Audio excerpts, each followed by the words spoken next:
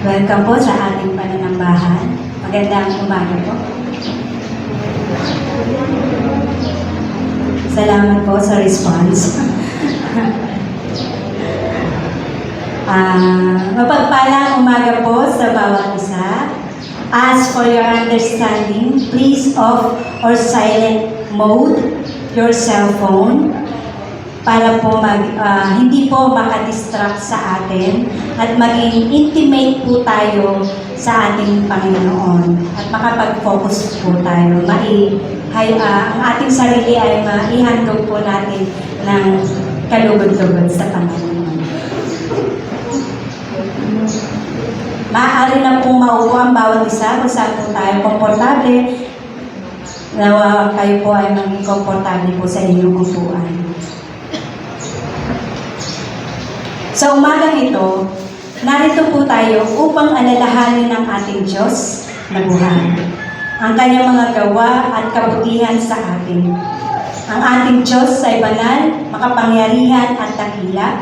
At para po makapagsimula po tayo, tayo po ay magpapasiyasat sa ating Panginoon at ating alalahanin ng kanyang mga kabutihan, ang kanyang mga blessings na ating mga natanggap ng mga nakaraang linggo.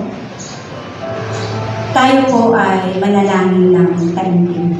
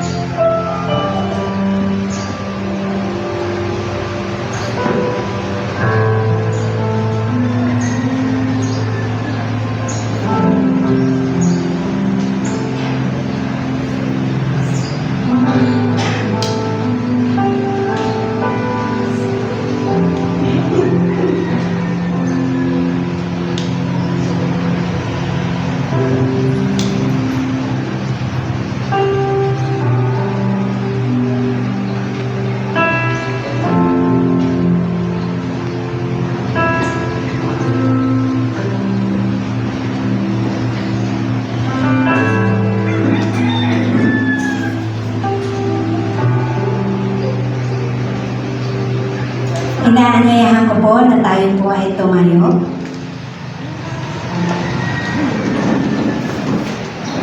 Sabi ko sa awit or Psalms 52 verse 9, "Di ako titigil ng pasasalamat sa iyong ginawa. Ang kabutihan mo'y ipahayag ko kasama ng madla." Tayo po ay manalangin.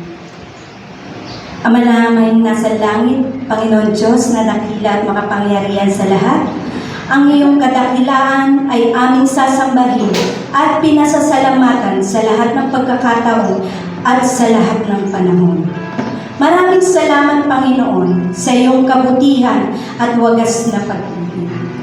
Ama, sa taglay mong kapangyarihan ay hindi mapapantayan ni numan dahil sa kaligtasan at pagpapatawad sa aming mga kasalanan at sa buhay na iyon ang ibinigay.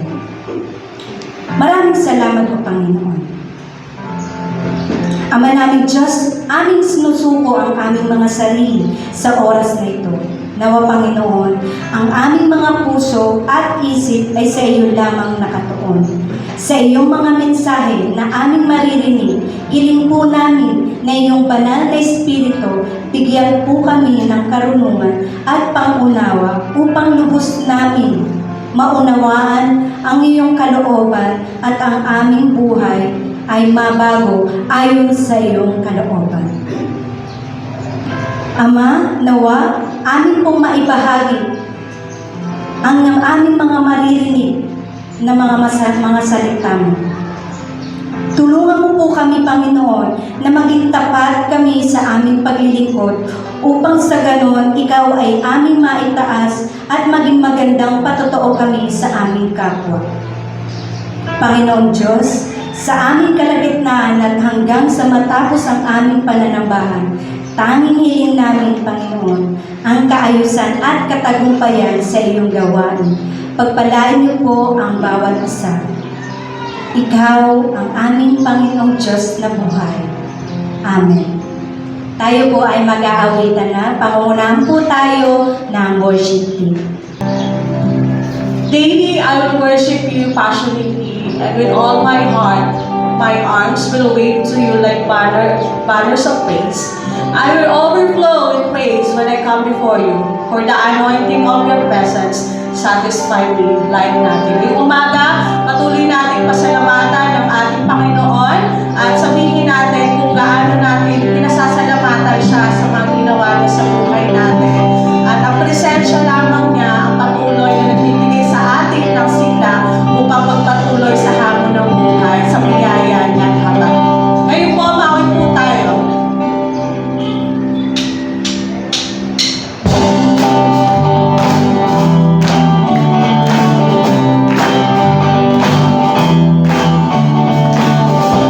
Say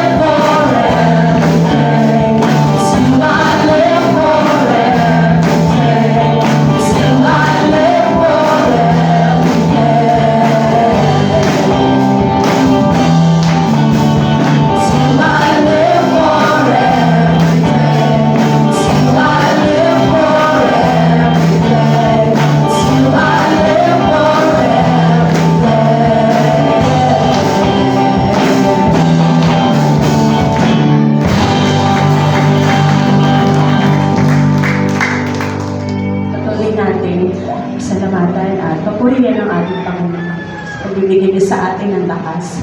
Itong kanta na to ay maraming panalangin natin.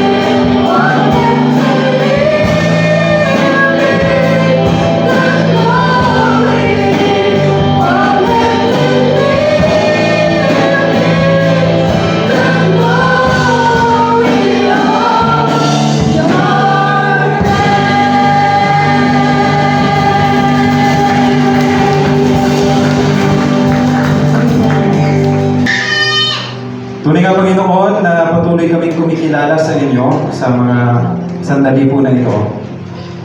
Kami ay narito dahil lamang sa inyo pong biyaya, dahil lamang sa inyong pamimigay sa amin ng kalakasan sa araw-araw. Kami narito dahil lamang sa inyo pong pag-ibig. Salamat, Panginoon, dahil meron kaming Diyos na laging masusumpungan sa lahat ng pagkakataon. Kayo nga ang aming mabuti na Diyos, ang aming tapat na Diyos, na hindi nagpapabaya, na hindi sumisira ng kanyang mga pangako. Sa halip ay matapat po itong pinapangyari at tinutupad sa amin po mga buhay. Purihin ka, O Diyos, dahil sa bawat isa po sa amin, nararanasan namin ito. Salamat po.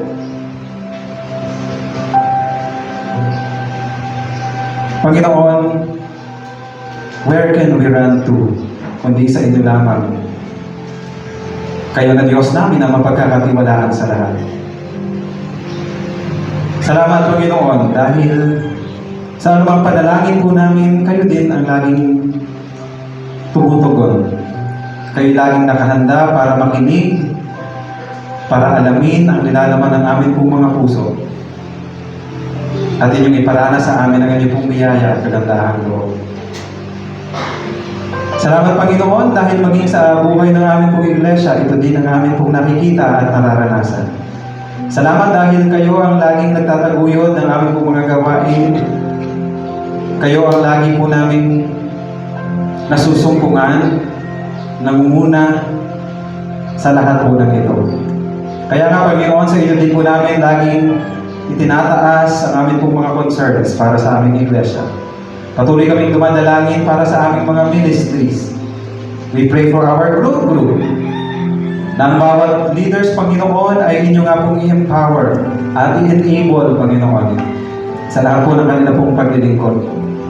Maranasan nila, Panginoon, ang inyong pong pangunguna sa kanilang mga buhay, lalo na, Panginoon, sa kanilang paglilid sa bawat miyembro ng kanilang pong mga small groups or growth groups.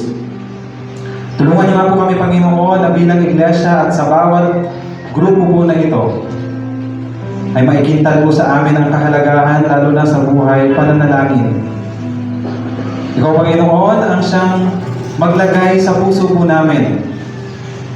At nang makita po namin, Panginoon, ang kahalagahan po ng panalangin sa buhay namin, personally, maging sa buhay po na namin po iglesia. Tulungan niyo po kami, Panginoon, na maging church na mapanalanginin sa anumang sitwasyon, sa bawat kalagayan po namin, sa bawat oras ng aming pong buhay. Dalangin po namin ang aming pong growth group leaders meeting mamaya. Kayo din, Panginoon, ang manguna sa aming pong gawain po na ito. Nasa pamagitan po nito, Panginoon, ay makapagsimula ng isang programa, Panginoon, na makakatulong tungo sa aming pong paglabog sa pananampalataya at buhay paglilingkod ng bawat dumadalo po ng aming pong mga growth group ministries. We pray, Panginoon, na kayo ang siyang lagi pong mag-provide ng aming pong mga pangangailangan. Gabayan niyo po, Panginoon, ang aming pong Pastor Ariel sa pangunguna po sa aming pong mga growth group ministries. We pray para po sa amin pong School of Ministry, na kayo din, Panginoon, ang patuloy na maglagay sa buhay namin, na makita po namin ang kahalagahan po nito, na makakatulong tungo sa amin pong buhay pananampalataya at paglilingkod sa inyo. Gabayan din po, Panginoon, ang amin pong pastor, aming Pastor Ariel, at bawat pastor, Panginoon, magtuturo sa gawain po na ito. Kayo din, Panginoon, ang magbigay sa amin, Panginoon, ng mga estudyante na mag-aaral patuloy ng hindi pong mga salita tungo sa amin pong paglago at paglilingkod ng Panginoon. Dalangin din po namin ang amin pong plano na magbukas ng amin pong outreach sa Pampanga. Sa biyaya at sa tulong po ninyo, Panginoon, ay gabayan niyo po kami, Panginoon, sa pagsisimula dito. Ikaw, Panginoon, ang siyang maghanda sa lugar, maghanda sa mga tao po doon. At ikaw din, Panginoon, ang tumawag ng hindi pong mga anak na susunod, Panginoon, sa tawag ng pagmimisyon sa lugar na yun. Gabayan niyo po kami, Panginoon, na magawa po namin, Panginoon, ang inyong pong kalooban. Patuloy kami makapagbahagi ng inyong pong mga salita sa lugar na yon. Maraming makakilala sa Panginoong Jesucristo sa pamamagitan po ng amin pong sisimulang gawain po doon. Kayo din, O Diyos, ang siyang maghanda sa bawat leaders, sa bawat manggagawa, na inyong pong dadalhin sa lugar po na ito. Dalangin po namin ang aming pong building project. Ikaw, Panginoon, ang siyang hinihiling namin na sa biyaya po ninyo ngayong buwan po na ito ay masimulan ang amin pong pagpapagawa ng amin pong ceiling. Tulungan niyo po kami, Panginoon, sa amin pong proyekto po na ito. Kayo ang siyang mag-provide ng amin pong mga pangangailangan. Kayo din, Panginoon, ang magbigay sa amin ng mga donors and sponsors para po mapunan ang mga pangangailangan po para po dito. We pray also para po sa aming mission funds. Kayo din, O Diyos, ang maglagay sa amin, magbigay sa amin, Panginoon, ng mga donors and sponsors para po dito upang matugunan ang aming pong mga pangailangan sa mga gawain pong pagmisyon. Ikaw, O Diyos, ang aming pong hinihiling na siyang mangunguna sa aming pong mga proyekto po na ito. We pray then, Panginoon, para po sa aming pong mga midweek prayer services na kayo pa, Panginoon, na patuloy na magdala ng maraming kapatiran na makikiisa, na patuloy na makikita ang kahalagahan, Panginoon, ng buhay panalangin ng isang iglesia. Ikaw, O Diyos, ang magdala at magpuno sa lugar po na ito ng inyong pong mga anak na laging lumuluhod, lagi pong dumudulog sa inyo sa lahat ng aming pong mga pangailangan, sa lahat, Panginoon, ng aming pong kalagayan. Dalangin din po namin ang aming pong officers meeting sa darating po na Monday. Gabayan niyo po kami, Panginoon, bilang inyong mga lingkod na nangunguna po sa mga gawain at buhay ng iglesia po na ito.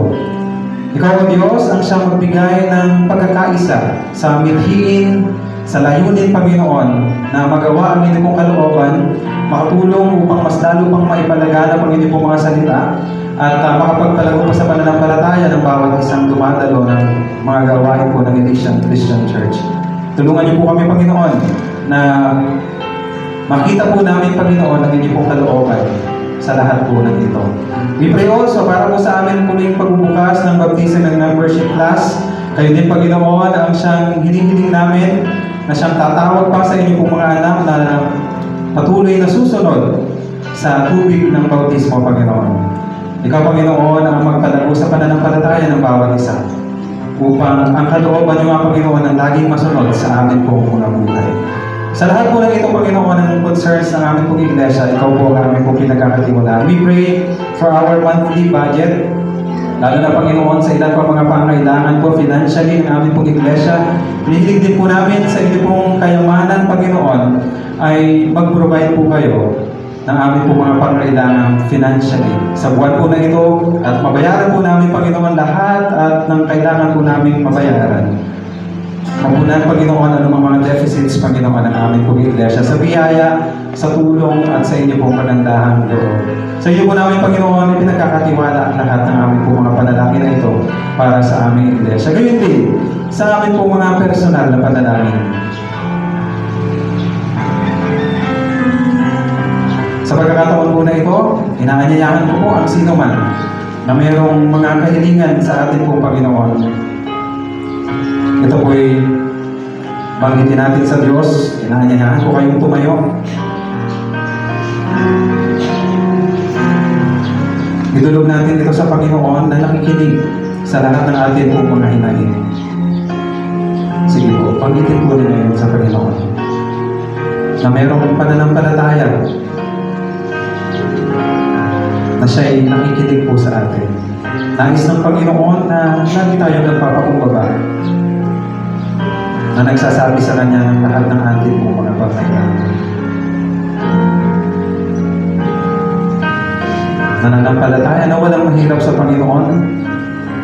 Kung ito'y Kanyang kalooban, ito'y Kanyang gagawin sa buhay ko natin.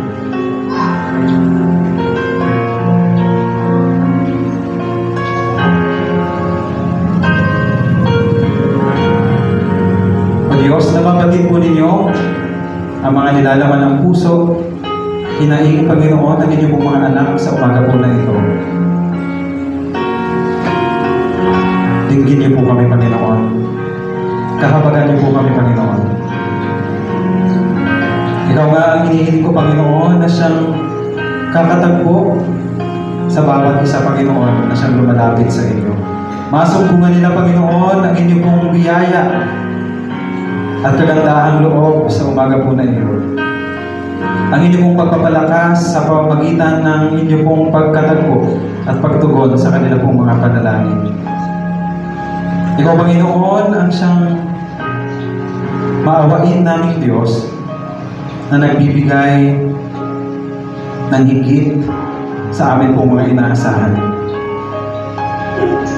Sumasampalataya kami, Panginoon, na ito'y inyo pong tutugunin sa inyo pong kapanahunan at sa inyo pong kaparaanan.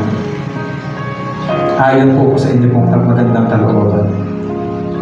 O Diyos, sa iyo lamang po kami umaasa. Sa iyo lamang po kami nagtitiwala sa lahat po ng ito. Dahil alam po namin na kayo ang Diyos na hindi nangiiwan, hindi nagpapabaya. Sa halip ay lagi pong nakikinig sa lahat po ng aming po mga idinadaig sa inyo. Pagpalain niyo po ang bawat isa na inyo pong mga anak na lumalapit sa inyo sa umaga po na ito. Sa inyo po ang aming po mga panalangin, kalakip ng aming po mga pagtitiwala at pasasalamat sa pangalan ng aming Panginoong Hesus. Amen.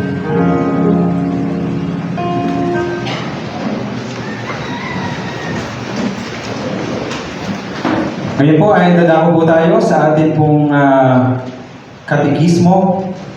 Sa inyo pong mga programa, makikita niyo po yan, maging sa ating pong screen. Tayo po ay nasa Catechism number 36 na. Ito po ay pangatlong bahagi ng ating pong tinatalakay o tinitingnan ng mga catechisms. Sa umaga po na ito, meron po tayong tanong. Ito po ang tanong at hinihiling ko po sa inyo na basahin po ninyo ang sagot pagkatapos ko pong basahin ang tanong. Ito po ang tanong sa umaga po na ito. Ano ang sinasampalatayanan natin patungkol sa Espiritu Santo?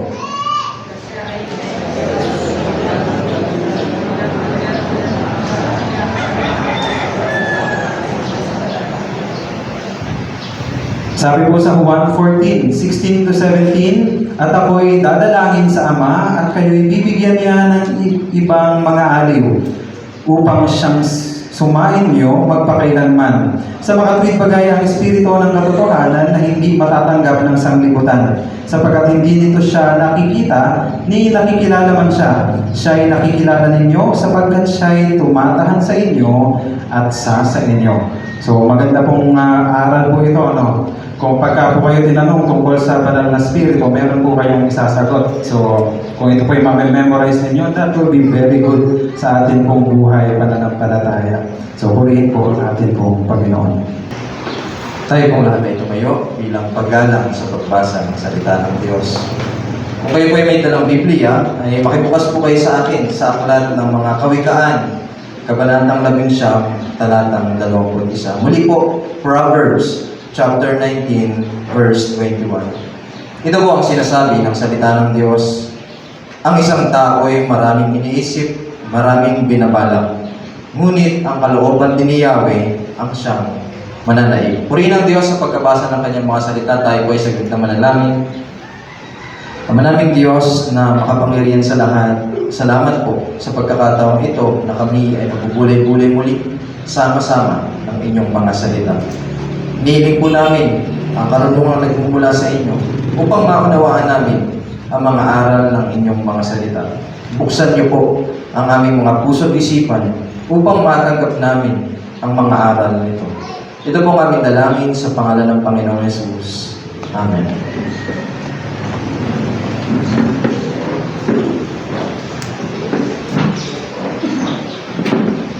Happy New Year po sa ating lahat. New Year pa din, parang ipad, ano na. Kupas na agad yung New Year. Happy New Year po sa ating lahat. Happy planning for the year. Kamusta po yung mga plano nyo para sa taong ito? May mga nagplano ba dito? May mga plano po ba kayo para sa taong ito? Alam nyo mga kapatid, napakalaga po na may plano tayo para sa kabuuan ng isang buong taon. Alam niyo po kung bakit? Kasi po, marami sa panahon natin ngayon ang nagtatapos yung taon na disappointed sa sarili o malungkot. Yung iba, ang tingin sa sarili, failure sila. Ang dahilan, kasi wala silang masyadong na-achieve sa taon. Walang pinlano para sa sarili. And even tayo, ng mga Kristiyano, ay hindi exempted sa ganyan. No? Maaaring tayo rin ay dumating sa ganyang pagkakataon ngayong pagtatapos ng taong 2024. No? Kung tayo ay hindi magsisimulang magplano para sa taong ito. Sabi nga po ng isang quote, sabi doon, "He who fails to plan is planning to fail." He who fails to plan is planning to fail. Ang isang taong nabigong magplano ay nagplano daw kung mabigo. No? Kung tayo ay hindi magpaplano para sa taong ito, ay hindi na po dapat tayo magtaka kung pagdating ng December 2024 ay disappointed na naman tayo sa ating sarili. Malungkot na naman tayo. Kasi nga, hindi tayo nagplano. Just imagine po, yung mga tao, may mga tao na napakagandang plano nila pero nagpe-fail pa rin. How much more tayo na walang magandang plano or worse, walang pinlano. We will end up failing. Pero kagaya ko nung sinabi ko, even yung mga may magagandang plano sa taong ito ay nagpe-fail pa rin. No? Alam niyo po, madalas biktima dito yung mga Kristiyano. No? Napakaraming Kristiyano yung may ang gagandang plano para sa loob ng isang taon. Sa tuwing New Year, no? Kapag papasok yung bagong taon. This year, magkakaroon ako ng kotse. Yes, no? This year, matututo ako magsalita ng ibang language. This year, magkakaroon ako, o mabibili ko na yung gustong-gusto kong gamit o yung gadget. No? At marami pang iba. No? Ganun tayo, no? We are setting goals for ourselves, no? Mahilig tayo sa ganyan. Pastor, akin tong taon na to. Alam niyo yung mga ganun, no? Makakamit ko lahat ng goals ko ngayong taon. I claim it, no? Ayun, nagplano, no? Tapos, pagdating ng pagtatapos ng 2024, ang gaganda ng plano, olas pa rin. Walang natupad, no? Tapos, ang sisisihin niyan si Lord, no? Well, Lord, di mo naman pinakinggan yung panalangin ko. Akala ko, taon ko na to. Ang kalabas-labasan pa, si Lord, yung kontrabida sa buhay natin. Pero, bakit nga ba sa kapila ng pagkaganda-ganda nating mga plano ay hindi natin na-achieve yung mga goal natin na sinet? No? Especially as Christians. Diba? Mga anak naman tayo ng Panginoon. Pinagpipray naman natin yung mga plano natin. Nagpipray tayo kay Lord. Malapit tayo sa Panginoon. Pero bakit hindi natin nakukuha lahat ng mga nasa plano natin? Worse, bakit wala tayong na-achieve? Paano ba dapat tayo magplano bilang mga Kristiyano? Sasagutin po natin yan sa mensahe natin sa umagang ito na pinamagatan ko naman, a greater plan from the greater planner.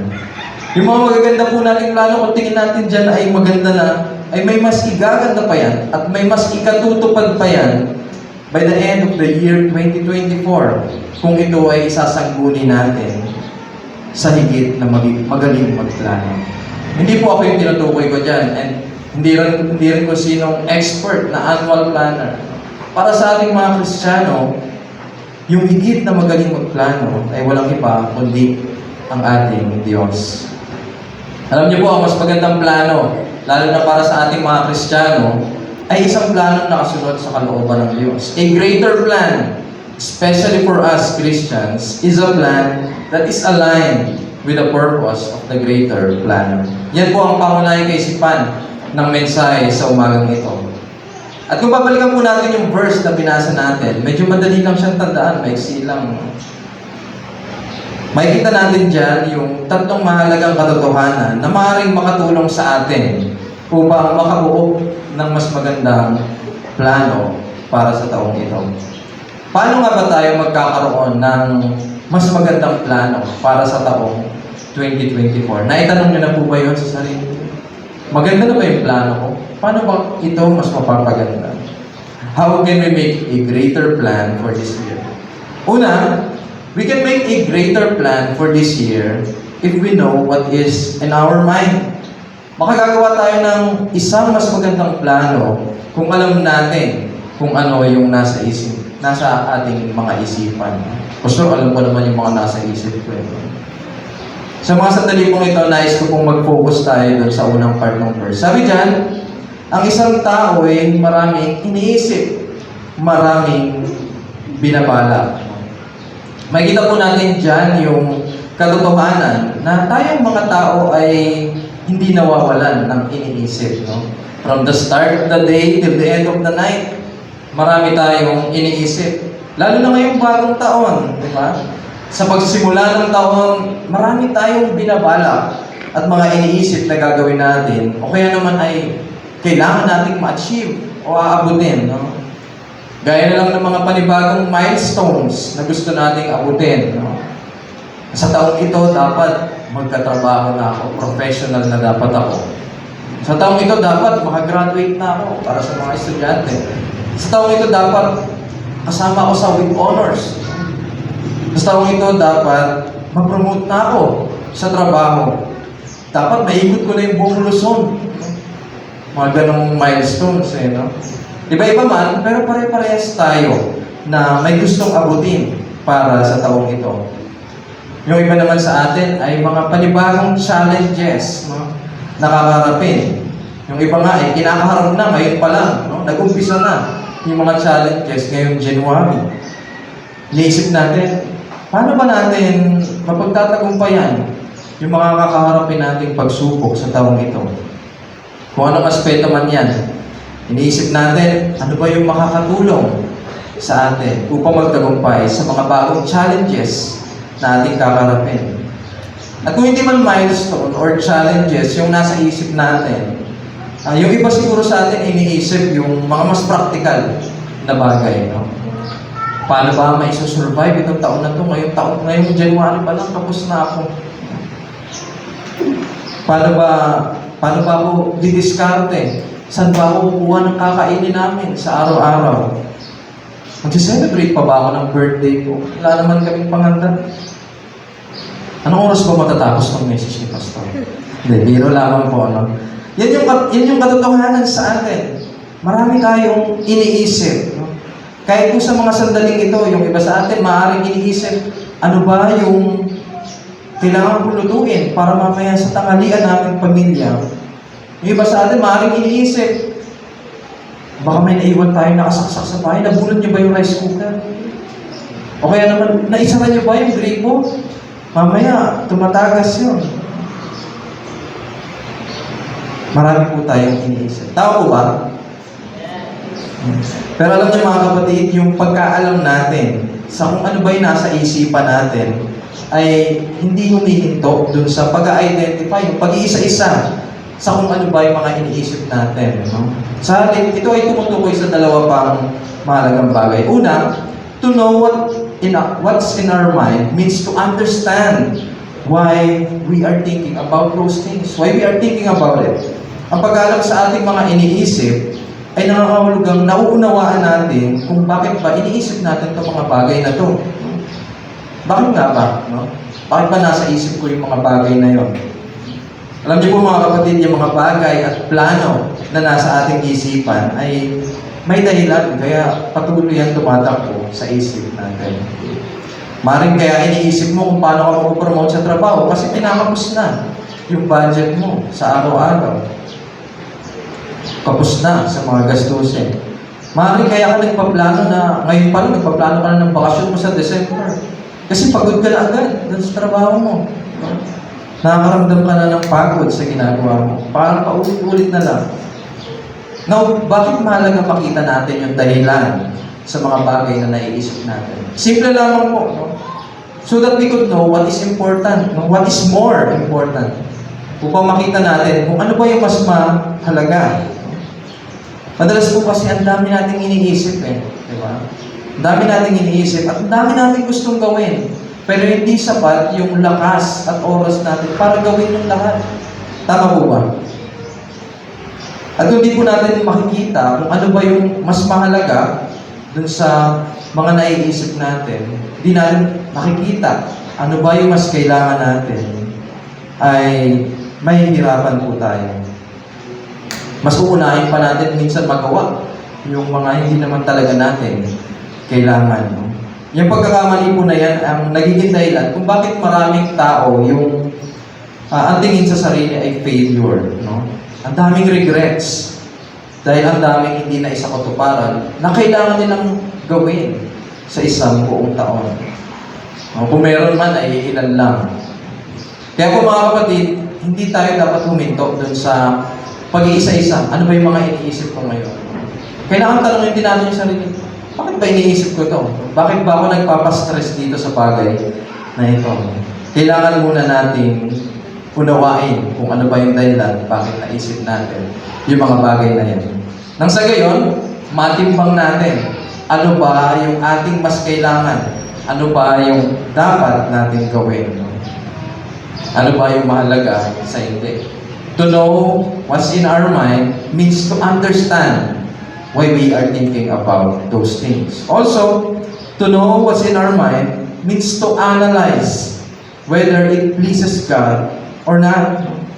Ang pag-aalam sa ating mga iniisip ay nangangahulugang nagsusuri tayo kung mabuti ba kung tayo mabuti, kung ito ba ay nakalulugod sa Diyos o hindi.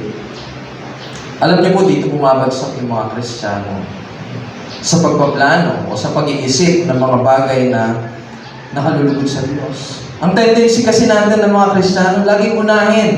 Tayo mga tao, ang tendency natin, laging unahin yung ating mga sarili. Kung ano ba ay nakakapagbigay ng kaluguran sa ating sarili. Our tendency is to think more and prioritize the things that would please us. Tapos saka lang natin ipapag-pray, Lord, ito yung mga makakapag-satisfy sa akin ngayong taon.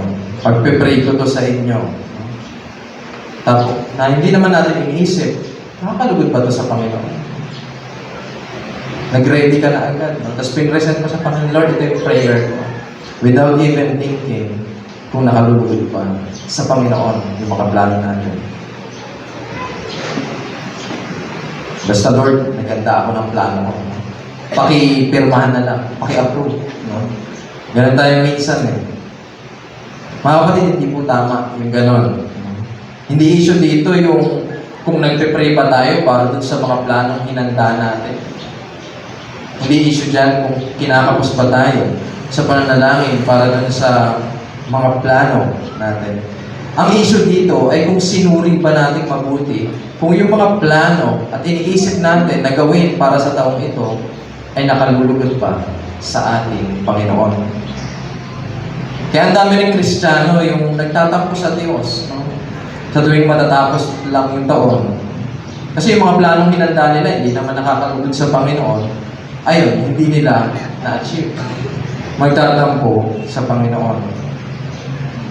Hindi man lang sinuri kung ito ba ay nakalulugod sa ating Diyos o hindi. Mga kapatid, totoo po, marami tayong gustong gawin, marami tayong iniisip, no? Marami tayong gustong abutin. Pero magandang makita natin, lalo na sa atin, ng mga Kristiyano, na ang mga plano dapat na binubuo natin ay hindi lamang basta planong nakalulugod sa ating sarili. Ang dapat mas inuuna natin ay yung pagpaplano nakalulugod sa Diyos. No? Napakalaga pong nakikita natin kung ano ba ay nakalulugod sa Diyos o hindi sa mga bagay na iniisip natin. Bakit? Dahil makatutulong ito sa atin upang malaman kung ano ba yung dapat natin gawin. Ano ba yung dapat natin i-give up dun sa mga pinaplano natin ngayong taon. No? Kung ano ba yung mga kagustuhan natin. Kailangan natin makita na dapat ko pala itong i-give up sa Panginoon. Mas kailangan kong unahin yung pagsunod sa kalooban ng Panginoon. May mga times po kasi na yung gusto natin o yung iniisip natin na mukhang okay naman para sa ating mga sarili ay in the long run, hindi pala talaga okay para sa atin. Hindi talaga makabubuti para sa atin. At alam niyo po kung sino nakakita nun? Simple lang, si Lord. Diba? Alam ng Lord, nakikita niya yung magiging hinaharap natin. Alam niya kung ano yung higit na makabubuti para sa atin. No? Siya'y nakakakita ng talaga. Kaya naman, mahalagang magtiwala tayo sa ating Panginoon. Magtiwala tayo na ang nakalulugod sa Kanya ay yung mga planong mas makabubuti rin para sa ating mga sarili. To know what's in our mind means to analyze whether it pleases God or not. Now, what should we do? Ano yung dapat natin gawin ngayon?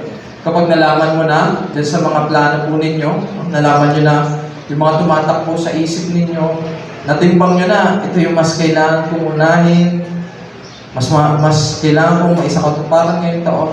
Nakita nyo na kung ano ba yung nakalulugod sa Diyos o hindi. What's next? The next thing, after knowing what is in our mind, should be a knee-bended surrender of all our plans to God. Ang kasunod po dapat ng pagkaalam sa mga bagay na yan, na nasa isip natin, ay isang pagsusuko ng kabuuan ng lahat ng ating plano sa Diyos. Mga kapatid, sa mga sandali pong ito ay inaanyayahan ko kayo na isipin yung mga plano nyo para sa taong ito. Or kung hindi pa man kayo nakakapagplano, maaari ninyo umpisahan sa sandaling ito. No? Alin ba sa mga plano natin ngayong taon yung nakakalugod lang sa ating sarili at hindi naman sa Diyos? Alin sa mga plano natin yung talagang kailangan natin bigyan ng katuparan? Nakita niyo na po ba kung ano sa mga iniisip o binabalak natin ngayong taon ang hindi niyo pa kayang isuko sa Panginoon? Mga kapatid, hindi ko sinasabing madali na isuko yung mga gusto natin gawin sa Panginoon. Yung mga gusto natin gawin na medyo pahiwalay dun sa kalooban ng Panginoon. Hindi madali yan. Pero mahalagang yung buong plano natin o yung kabuuan ng iniisip natin para sa taong ito ay isuko natin sa Panginoon. Gustuin natin na yung kalooban ng Diyos ang mangyari. Kasi tayo, limitado lang yung kaya natin makita. Hindi natin kaya makita ano ba mangyayari sa atin bukas. Yung mamaya nga lang, hindi natin kaya makita kung ano yung mangyayari sa atin. Kasi nga, limitado yung nakikita natin sa hinaharap. Kaya naman mahalagang isuko natin yung plano natin, yung mga iniisip natin para sa taong ito sa higit na nakakakita sa ating hinaharap para din sa ating kabubuti. At yun ay walang iba kundi ang ating Diyos. Maging handa tayo lagi, mga kapatid, sa pangungusap ng Diyos sa atin. Marami pong kaparaanan na ginagamit yung Diyos na nagpapakita sa atin kung ano ba yung gusto niya na gawin natin. Kailangan lamang nating makinig. Minsan kasi ginagamit na ni Lord yung kapatiran mo para pangusap sa iyo. Yung Bible study leader, ganda ng lesson ninyo, naungusap na sa iyo, pero di mo pinapakinggan. Kailangan maging handa tayo makinig. Maging sensitibo sa kanyang pangusap. At ganoon din, hindi lang makinig, dapat maging handa tayong magpabago ng ating plano. Lord, ayoko na baguhin mo yung plano ko eh. Sulit na, ganda to, naka-planner na to. Yan nga kapatid eh. Hindi muna natin sinanggunit sa Panginoon. Kaya kailangan, mahirap pang baguhin yung planner natin, nabuo natin plano. Isunod natin ito sa kalooban ng Panginoon. I-surrender natin yung mga dapat i-surrender sa Panginoon. A complete surrender of all our plans to the greater planner is needed for us to have a greater plan for this year, 2024. How can we make a greater plan for this year? Una, we can make a greater plan if we know what is in our mind. O alam natin ang iniisip natin. Pangalawa, we can make a greater plan if we know what is the Lord's will. Ito tanong to ng karamihan. Kung alam natin ang kalooban ng Diyos, sabi din sa talatang ating binasa, Ang isang tao ay maraming iniisip, maraming binabalak, ngunit ang kalooban din ni Yahweh ang siyang mananaig. Nabanggit ko po kanina na dapat nating isuko yung ating mga plano sa ating Diyos. Isunod sa Kanyang kalooban. Pero mahirapan tayong magtiwala sa kalooban ng Panginoon kung hindi natin ito alam. No? Mahirapan tayo. Kaya naman maganda makita natin sa umaga rin ito kung ano ba yung kalooban ng Diyos sa ating mga buhay. Sa totoo lang po, maraming kalooban ng Diyos sa atin. Iba-iba tayo. Iba-iba yung kalooban ng Diyos para sa atin. No? Pero kung isa-summarize natin, i-identify natin sila sa dalawang bagay. Makikita natin ito sa dalawang bagay. Una, God's will for us is to give glory to His name. Ano sabi sa unang Korinto chapter 10 verse 31? Kaya nga, kung kayo'y kumakain o umiinom o anuman ang ginagawa ninyo, gawin ninyo ang lahat para sa ikararangal ng Diyos. Yung time po na ito ay itinuturo ni Apostol Pablo sa mga mananampalataya sa Korinto na sila ay piniling iligtas ng Diyos hindi para magkasala o maging dahilan ng pagkakasala ni inuman, kundi para maging dangal sa pangalan ng Diyos. Tinuturo dito ni Apostol Pablo na yung mga pinipiling tao ng Panginoon sa iba't iba man na purpose ay tinatawag niya upang magbigay ng karangalan o glory sa Kanya. At ganoon din tayo na mga pinili ng Panginoon iligtas. No? Tayong mga Kristiyano, ang kalooban ng Diyos para sa atin ay ang magbigay ng karangalan sa Kanyang pangalan. At yung mga Kristiyano po dyan, yun yung problema nila. Hindi sila makapagbigay karangalan sa Diyos sa kanilang mga kilos. Sila pa, in fact, ay nagiging dahilan ng pagkakasala ng iba. Kaya yun yung naging panawagan niya dyan sa kanila, na anuman yung ginagawa nila, ay dapat nila itong gawin sa ikararangal ng Diyos. At ganoon din yung panawagan sa atin ng Panginoon, mga kapatid. Sa taong ito, sa ating pagpaplano, anuman yung ating plano, ay dapat natin itong gawin para sa ikararangal ng Diyos. Kung meron mang mga bagay sa plano natin na hindi magbibigay ng karangalan sa Panginoon, eh ngayon pa lamang, maganda pong tanggalin na natin. Alisin na natin sa ating mga plano. Alam niyo po kung isasama natin yon, kung hindi natin naalisin yung mga ganong bagay, mga bagay na hindi naman nakalulugod sa Panginoon, kung isasama pa rin natin yan, magdudulot ito sa atin, una, ng pagkakasala sa Diyos. Dahil nga hindi yan kalooban ng Panginoon, it means hindi yan maganda para sa iyo. Hindi natutuwa ang Diyos kapag ginawa mo yan. Magkakasala ka sa Kanya. Pangalawa, magkakaroon tayo ng sama ng loob sa Diyos. Diba? At the end of the year, kapag hindi natin nakuha yung plano natin, na hindi naman nakalulugod sa Diyos, magtatampo na naman tayo kay Lord. Mga kapatid, kahit pag-aano tayo nagagandahan o nasisilaw sa ganda ng mga plano natin, pero magdudulot sa atin ang pagko-compromise, no? Pagkakasala, sikapin natin itong iwasan. Tandaan natin na tayo po ay mga Kristiyano. Kristiyano na po tayo. No? Tayo ay mga pinili ng Diyos, iligtas. Tayo ay mga taong itinakda ng Diyos na magbigay dangal sa Kanyang pangalan. Bilang mga Kristiyano, yung atin pong mga plano ay higit na magiging maganda kung ito ay nakapagbibigay ng dangal sa pangalan ng Panginoon. Sapagkat yun yung kalooban niya para sa atin. God's will for us is to give glory to His name. Pangalawa, God's will is for our good. Dalawa lang po yan. To give glory to His name, God's will is for our good. Para sa ating higit na ikabubuti. Ano namang sinasabi sa Roma 8 verse 28? Sabi dyan, alam natin sa lahat ng bagay ay gumagawa ang Diyos para sa ikabubuti ng mga nagmamahal sa Kanya, silang mga tinawag ayon sa kanyang layunin.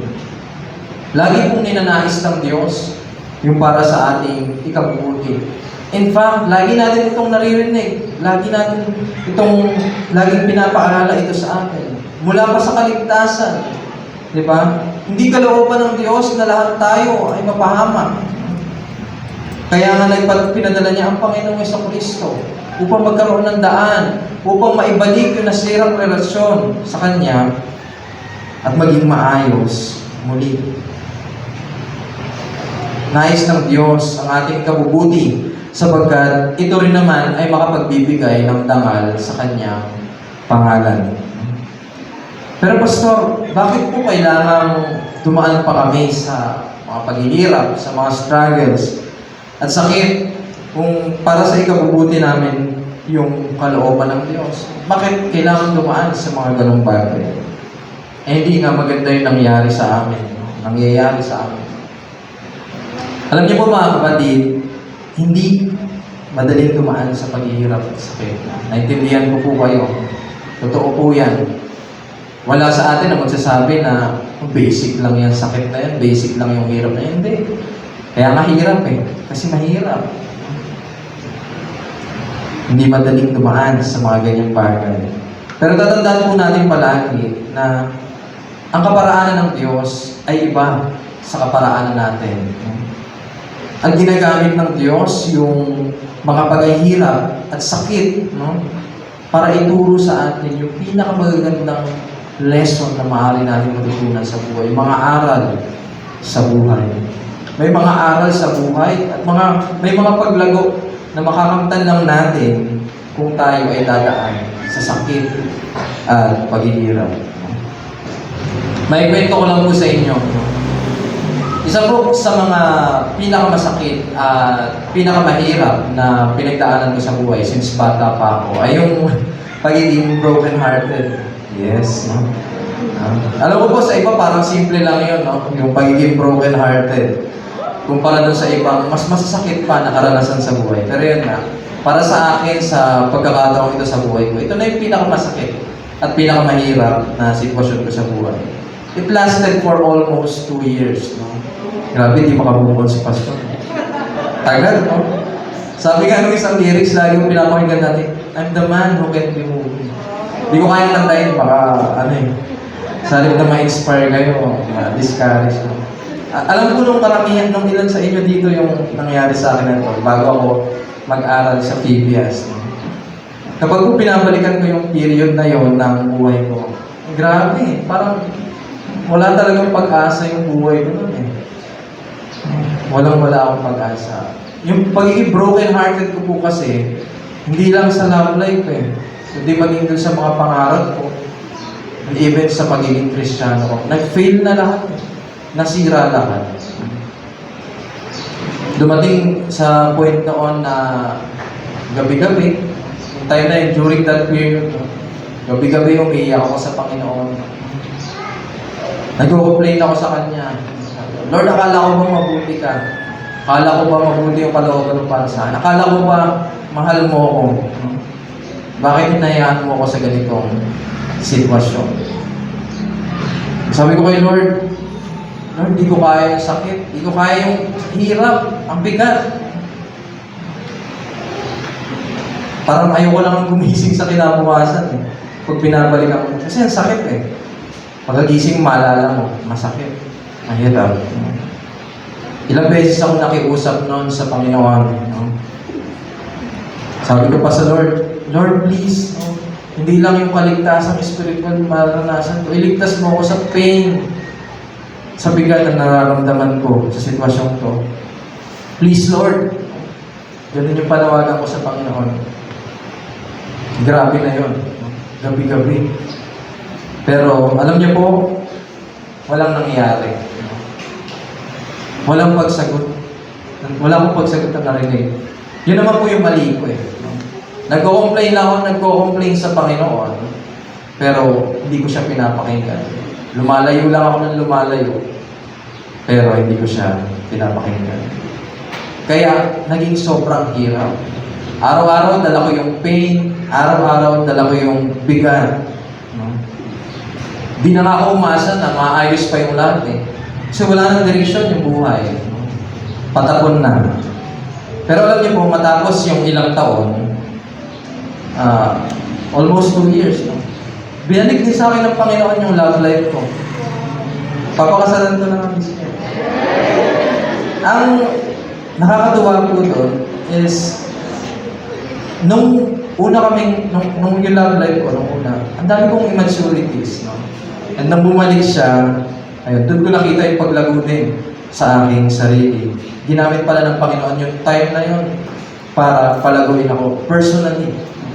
Ihanda ako sa mga relationship na aking bubuhin. Mas ready na ako mag-handle ng relationship. Di na lang puro emotion. Yung I love you ko dati, emotion lang. I love you.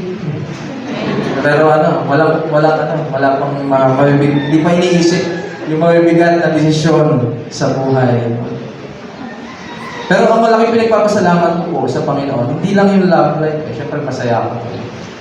Pero binalik din ng Panginoon yung direksyon sa buhay ko. Kasi yung una palang direksyon na tinutungo ko, akala ko dati, okay na yun para sa akin. Lord, magsisiman ako. Kasi para malaki offering ko sa inyo. Pero totoo, gusto ko lang maraming pera. Akala ko, okay na yung ano na yun, landas na yun. Lord, para sa ikabubuti ko na to. Pero yun pala, nakita ng Panginoon na mapapalayo ako sa Kanya lalo. Yung una kong direksyon ay papalayo sa Panginoon. Pero di ko yung nakita. Si Lord yung nakakita. No? Pinatunayan sa akin ng Panginoon na mas ikabubuti ko yung direksyon ng buhay na tinunguhan ko ngayon, na pinatunguhan ko ngayon. Naglilingkod sa Kanya, malapit sa Panginoon. Kasi ang dami kong kailangan ipag-pray. Pinapag-pray ko po kayo. No? Malapit sa Panginoon. Bakit ko po sinishare sa inyo to? No? Kapatid, gusto ko po kayong bigyan ng pag-asa.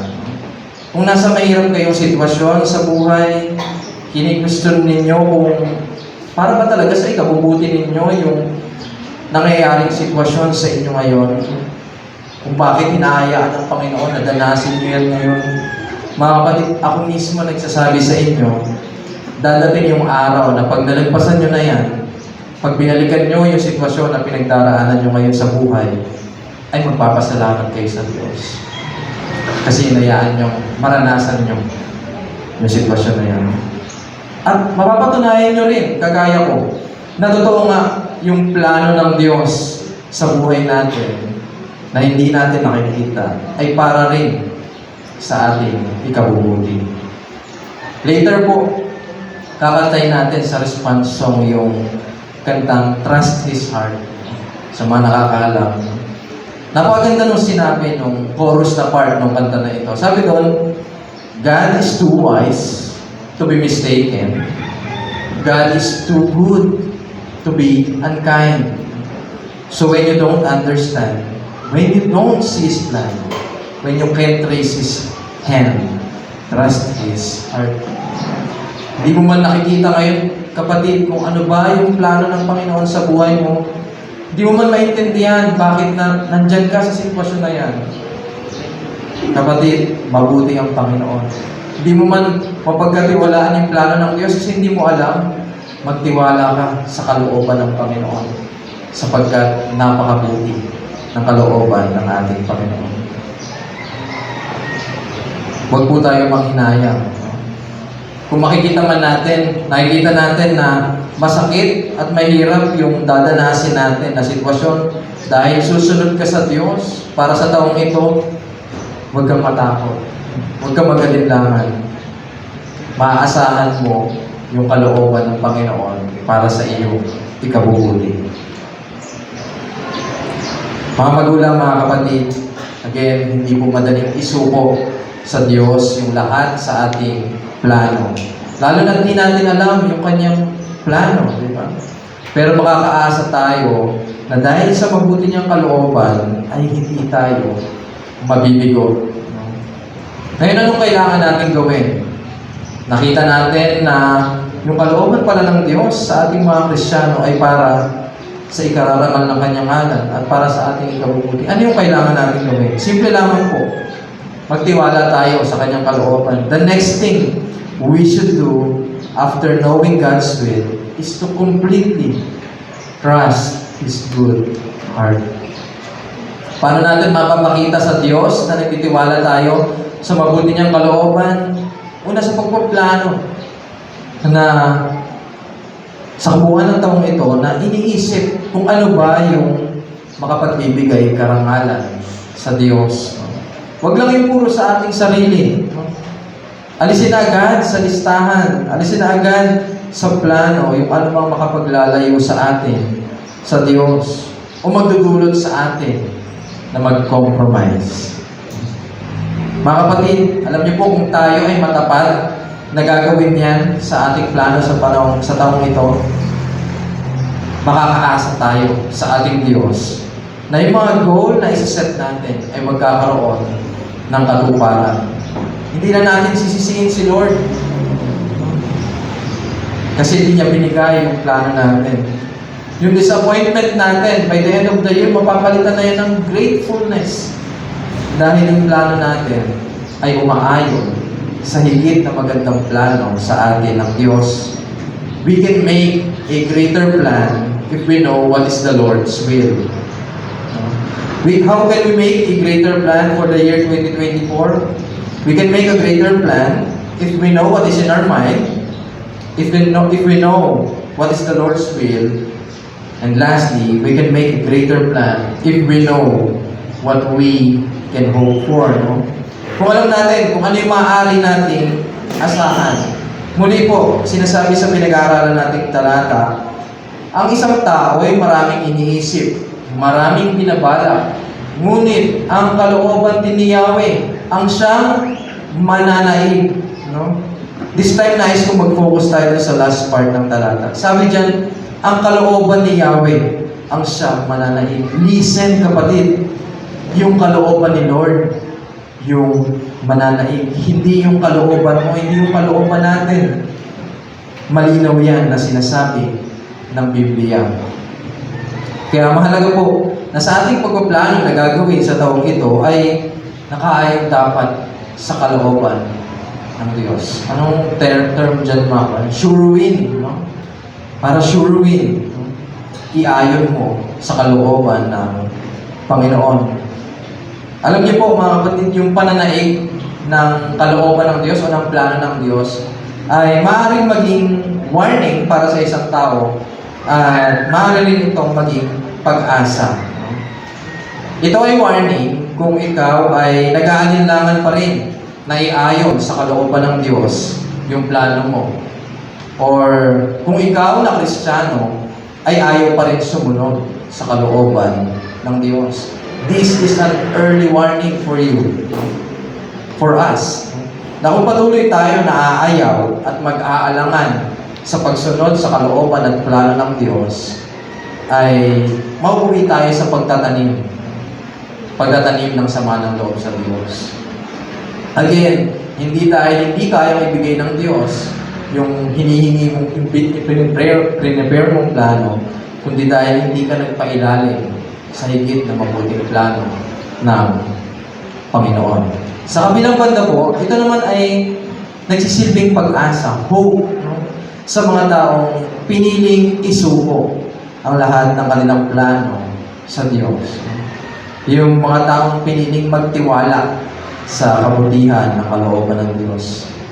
Kapatid, sa sandaling ito, alin ka dyan sa dalawa?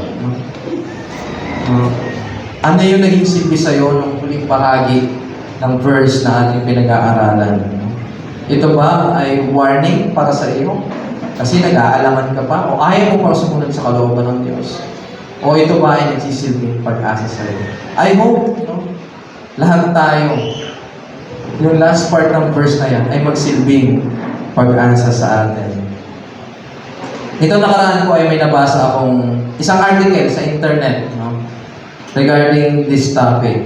Sa article na ito ay pinakita nila kung paano na-demonstrate sa buhay ng Panginoong Hesus yung pananaig ng kalooban ng Diyos. Sabi dun sa article, flash, Medyo maliit, no? Sabi dyan, man made their plans to crucify Christ, but the purposes of the Lord were fulfilled.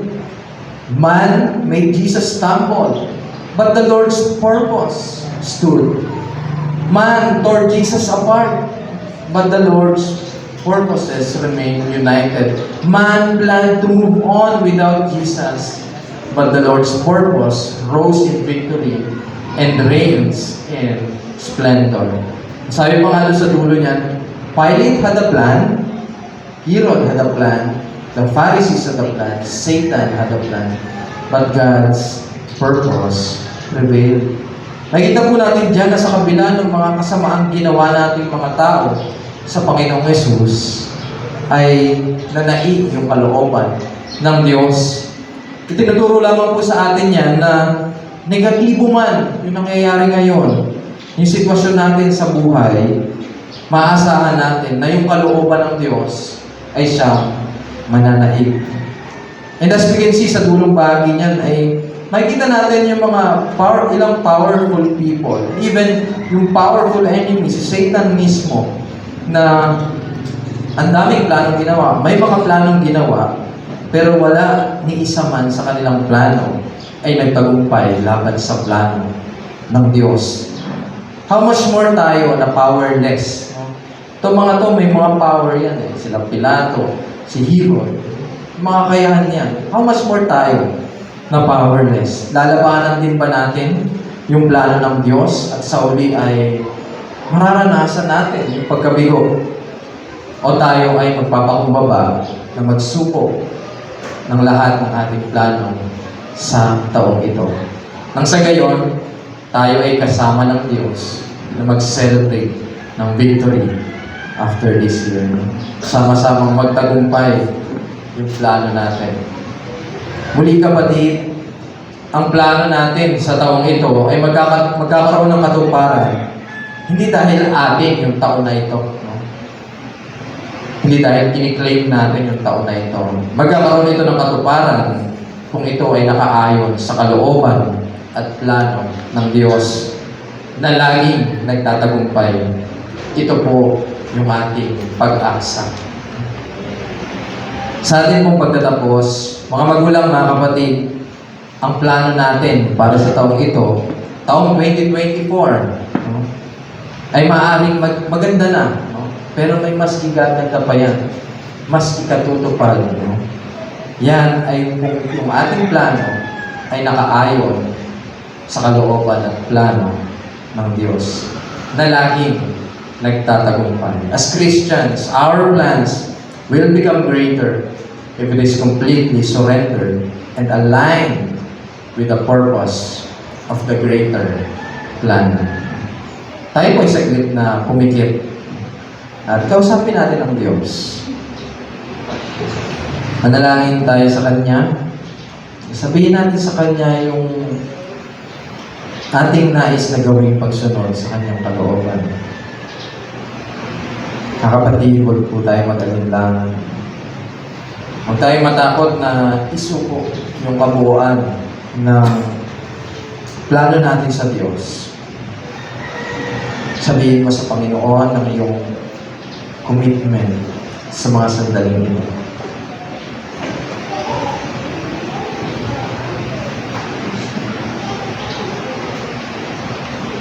Diyos Ama, salamat po sa katotohanan ng iyong mga salita sa umagang ito. Salamat dahil nagsilbi itong paalala sa amin na sa pagsisimula ng taong ito ay dapat kaming bumuo ng isang plano. Isang plano na nakaayon sa inyong kalooban. Ang inyong pong banal na Espiritu ang pakilusin ninyo sa aming isipan upang magawa namin ang mga bagay na ito. Patuloy po kayong mangusap sa amin sa pamamagitan ng inyong mga salita. Panginoon, ingatan niyo po sa aming mga puso. Tulungan niyo po kami maingatan ang mga aral na natutunan namin sa mga sandali ito. Ito po ang aming dalangin sa pangalan ng Panginoong Yesus. Amen.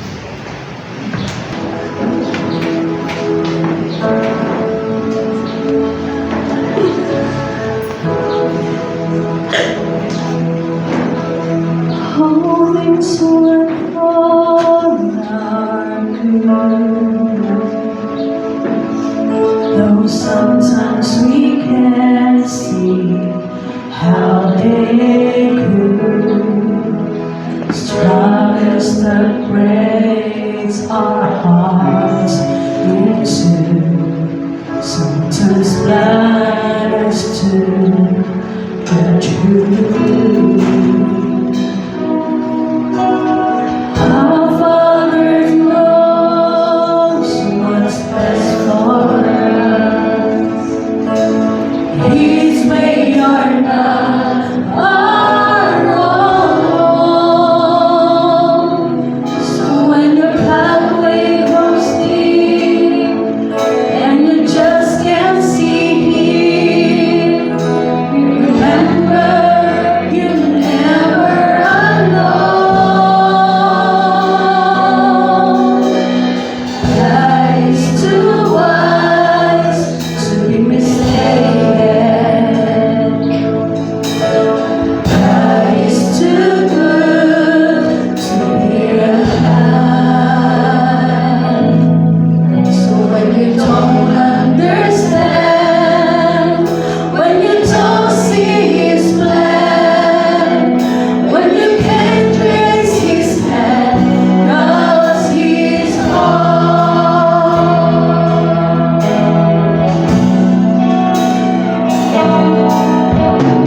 He sees the master plan. He knows the future. So don't leave us those who have no hope. All our hope is found in Him. We see the present healing, but He sees the first and the last.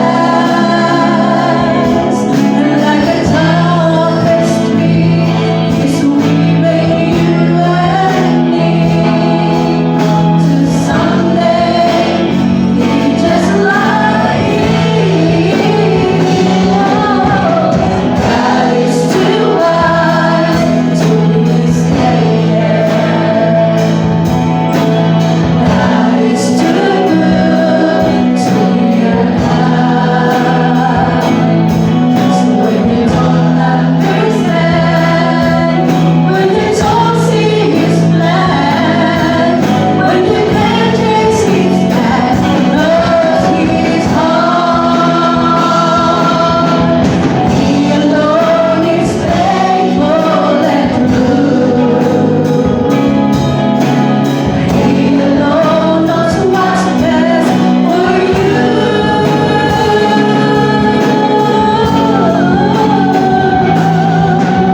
God is too wise to be mistaken. God is too good to be unkind.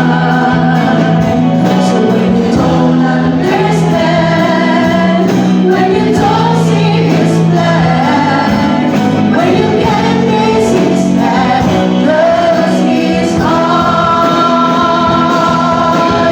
God is too good to be mistaken. God is too good to be unkind.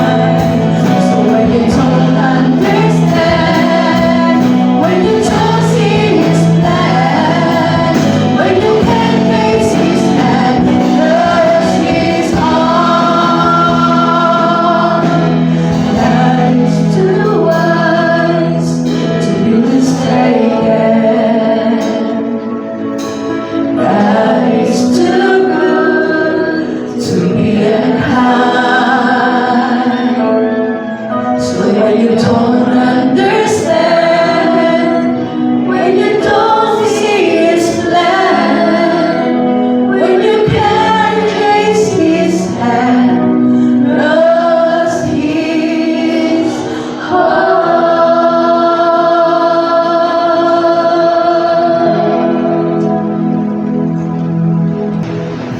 Manatili po tayo nakatayo.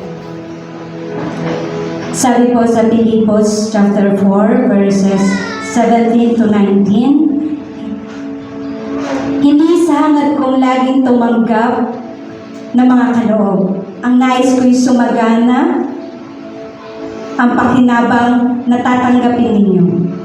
Narito ngayon ang katibayan ng labis-labis na kaloob ninyo sa akin. Higit pa sa aking pangangailangan, ang tulong ninyo sa akin na dalaling Epaprodito. Ang mga ito ay masasamyong handog sa Diyos, mga haing kalugod-lugod at kaaya-aya sa Kanya. At buhat sa kayamanan niyang hindi mauubos, ibibigay niya ang lahat ng inyong kailangan sa pamamagitan ni Kristo Jesus. Atin pong ipanalangin ng tithes and offerings. Ama namin Diyos na dakila at makapangyarihan, ang mga kaloob na ito ay kapahayagan ng aming pananampalataya. Panginoon, maraming salamat dahil Ikaw ang lumikha ng lahat ng bagay dito sa mundo. Pinababatid ang biyayang natamo at amin din itong ibinabahagi sa kapwa. Maraming salamat, Panginoon, isang karangalan ang makaranas ng iyong biyaya at buong kagalakan na kami ay magkakaloob para sa gawain ng iyong Iglesia. Panginoon, turuan niyo po ang aming puso na magbigay ng walang panghihinayang, tapat at hindi napipilitan lamang. Turuan niyo po kami na magtiwala na kaya mo ibigay ang lahat ng aming pangangailangan. At tulungan mo kami na makontento sa kalooban na ibibigay mo at huwag mo hayaan na kami ang gagawa ng pangangailangan na hindi nakalulugod sa iyo, Lord God. Panginoon, hinihiling din po namin na mga handog na ito ay magamit sa ikalalago ng iyong mga gawain sa iyong ministeryo. Nawa maabot ang mga anak mo na wala pang kaligtasan at ang mga salita mo ay maihayag. O aming Diyos, tanggapin mo ang aming mga buhay, mga ikapo at mga pangako bilang tugon sa iyong kabutihan sa amin. Pagpalain mo po ang iyong mga anak na magbibigay at ang mga anak mo na hahawak sa mga tithes and offerings ay iyong pong pagpalain at gagabayan sa kanilang mga tungkulin. Maraming salamat po, Panginoon. Ito ang aming samot dalangin. Amen.